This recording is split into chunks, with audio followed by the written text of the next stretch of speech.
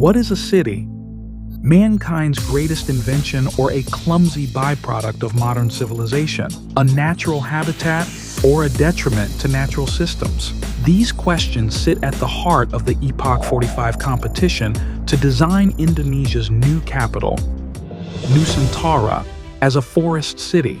This initiative invites students and young professionals to propose radical ideas for expanding the new administrative center on Kalimantan into a city of 2 million by 2045, transforming the existing tree plantations into a unique landscape that integrates urban life within biodiverse forests and permaculture. Epoch 45 offers a unique opportunity to rethink conventional planning principles. Set against the backdrop of uncertain economic times, your vision for Nusantara could showcase a new incremental, bottom-up development model that is equitable, resilient, and self-sustaining, and creates a lovable city.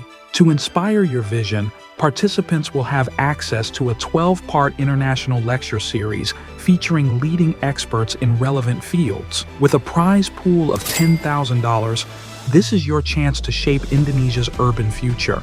Register for free now at www.epoch45.org and be a catalyst for change in this historic initiative.